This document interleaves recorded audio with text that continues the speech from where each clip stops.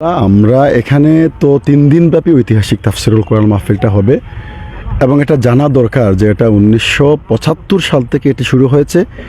এটি সিলেটের সবচেয়ে প্রাচীনতম এবং সবচেয়ে বৃহত্তম মাহফিল। এই মাঠে আল্লামা দেলোয়ার হোসেন সাইদি রাহেমাহুল্লাহ 33 বছরে 99 বার তিনি এখানে কথা বলেছেন। তারপরে দীর্ঘ 1 যুগ থেকে এখানে মাহফিল হচ্ছে না। 1 যুগ পরে আল্লাহ তাআলার অশেষ মেহেরবানিতে এই বছর আমাদের মাহফিল শুরু হবে। এখানে প্রথম দিন তাফসির পেশ করবেন অনেকেই, স্থানীয় এবং জাতীয় অনেকেই। মূলত যাদের নাম সামনে আসছে তাদের মধ্যে প্রথম দিন আমাদের সিলেটের অত্যন্ত জ্যেষ্ঠ আলেম শেখুল হাদিস আল্লামা ইসহাক আল মাদানী, ঢাকার আবদুল্লাহ আল আমিন সাহেব সহ ঢাকা এবং সিলেটের অনেক মুফাসসির এখানে কথা বলবেন। দ্বিতীয় দিনের মূল আকর্ষণ অনেকেই আছেন, তাদের মধ্যে টেকেরহাট দরবার শরীফের পীর মাওলানা কামরুল ইসলাম সাহিদ আনসারি, সাদিকুর রহমান আল আজহারি এবং এই আমাদের সিলেটেরই কৃতি সন্তান মুফতি আলী হাসান ওসামা এবং আল্লামা সাইদি রাহিমাহুল্লাহর সন্তান মাওলানা শামীম বিন সাইদি দ্বিতীয় দিন কথা বলবেন। তৃতীয় দিনের মাহফিলটা আমরা আশা করছি যে একদম সকালবেলা থেকেই জমে উঠবে এবং এই দিনই সবচেয়ে বেশি সংখ্যক ওলামায়ে কেরামরা কথা বলবেন। এই দিন তো আপনারা জানেন যে এখানে আমাদের মূল অতিথি, প্রধান অতিথি আল্লামা কামালউদ্দিন জাফরি হাফিজাহুল্লাহ এবং ডক্টর মিজানুর রহমান আজহারি সাহেব, মুফতি আমির হামজা সাহেব সহ আমাদের মাওলানা মাহমুদুর রহমান দিলাওয়ার, মাওলানা হাফিজ মাহবুবুর রহমান জালালাবাদী সহ দেশের বিভিন্ন জাতীয় পর্যায়ের এবং স্থানীয় লেভেলের অনেক ওলামায়ে কেরাম এখানে কথা বলবেন।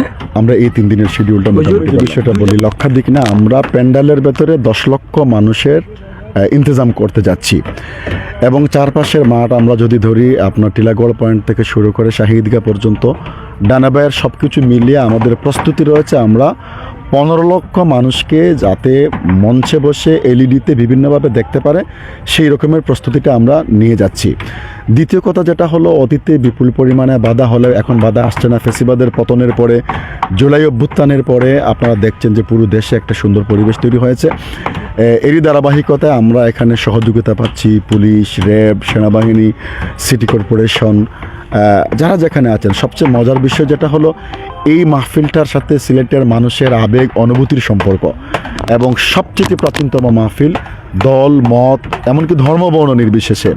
আপনারা শুনলে খুশি হবেন যে এটি আঞ্জুমানের সেই মাহফিল যেই মাহফিলে এসে বহু আলোচনা শুনে, তাফসির শুনে আল্লামা সাইদি রাহিমাহুল্লাহর কাছে অনেক অমুসলিম মুসলমান হয়েছে এবং অনেক মানুষ, পথহারা মানুষ পথের দিশা পেয়েছে। আমরা নিজেরাও কথা বলি, অনেক মানুষ আমাদেরকে বলে যে এই আলিয়া মাঠের কথা শুনে আমরা, এটির যে বড় যে কারণ যেটা সেটি হচ্ছে প্রশাসন থেকে অনুরোধ করা হয়েছে যে শহর ওই দিন ব্লক হয়ে যেতে পারে।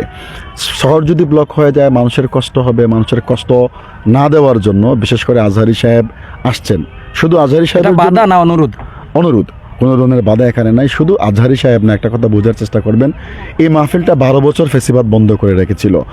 12 বছর পরে একটা ঈদের আমেজ বিরাজ করছে সমগ্র সিলেট ব্যাপী। এই যে মানুষের ঢল নামবে আজহারি সাহেবের জন্য আসবে, নো ডাউট তিনি সবচেয়ে জনপ্রিয় এই প্রজন্মের মুফাসসির, কিন্তু এখানে মানুষ আজহারি সাহেবের পাশাপাশি আল্লামা সাইদির মহব্বতেও আসবে, তার রেখে যাওয়া মাঠ এটা। এবং এখানে যারা আছেন অনেক তারকা আলেম এখানে আসবেন। এই যে লক্ষ লক্ষ মানুষ, আমরা আশা করছি যে 15 থেকে 20 লক্ষ মানুষ হবে। এটা হলে সমগ্র সিলেট শহরটা যদি জব্দ হয়ে যায় তাহলে তো সকলেরই জন্য অসুবিধা। এই অনুরোধের প্রেক্ষিতে এই মাঠে আসা হয়েছে এবং আপনি দেখতে পাচ্ছেন যে এটি সেই মাঠ, কালকে আমরা দেখেছি যে এটা আলিয়া মাঠের চাইতে প্রায় 6 গুণ বড় এবং এখানে একসাথে এত বড় মাঠ, এখানে অনেকগুলো ফুটবল টুর্নামেন্ট একসাথে খেলতে পারে। আমরা যখন কালকে বিকালে আসলাম তখন দেখলাম যে একসাথে 2টা টুর্নামেন্ট চলছে।